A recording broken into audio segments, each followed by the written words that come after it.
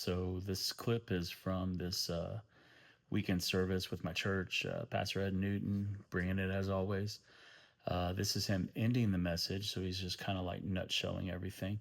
Um, don't come at me with, "Oh, he's not in the Word," and all.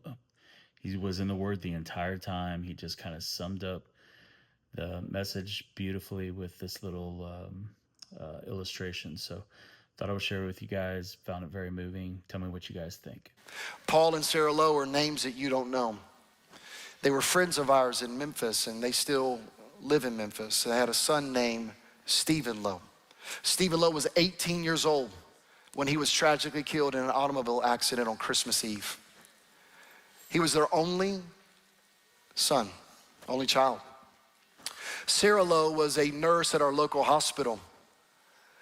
As we just moved to Memphis and began to hear this story, he was an incredible young man in our church, greatly used of God in our student ministry.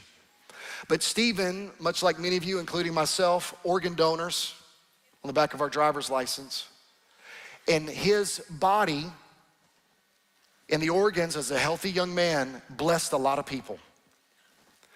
But Sarah Lowe, who worked at the local hospital, and for those of you in the medical profession, you know that when it comes to organ donors and who gets the organ, that is classified information basically for a family member you'll never know.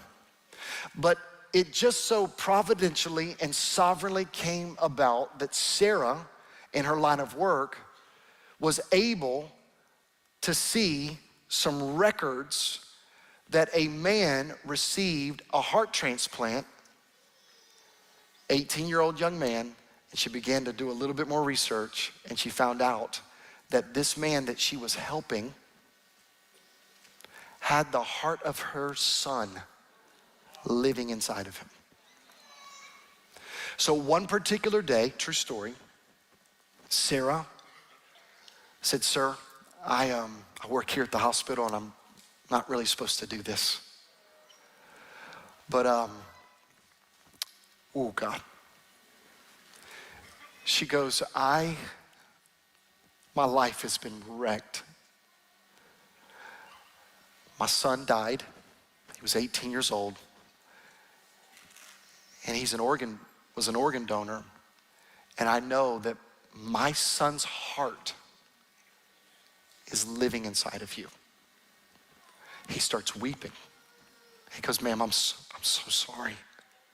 I'm so sorry." She goes, "No, it's okay."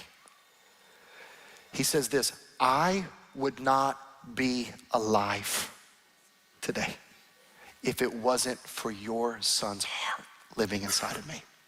And this sweet mama said, "Sir, I'm gonna ask you for one really crazy request."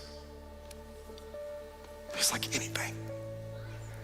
She goes, would it be okay if I just put my ear to your chest and hear my son's heartbeat just one more time?" And a grown man on a sidewalk at a hospital took a mama with a broken heart and held her ear as close as he could. She wept. Can I say to you, in spiritual terms, you would not be spiritually alive if the heart of the Son was not given to you.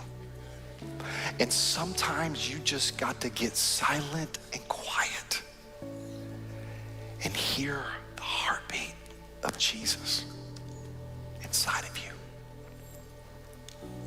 that keeps you alive, not just physically, but spiritually, so that you know, because he, through the power of the Holy Spirit, lives in you. No matter what you face, do not grow weary. Don't give up. His heart is inside of you, and you will reap the reward of your faithfulness because of who Jesus is. Come on, can we clap to that? Would that be all right?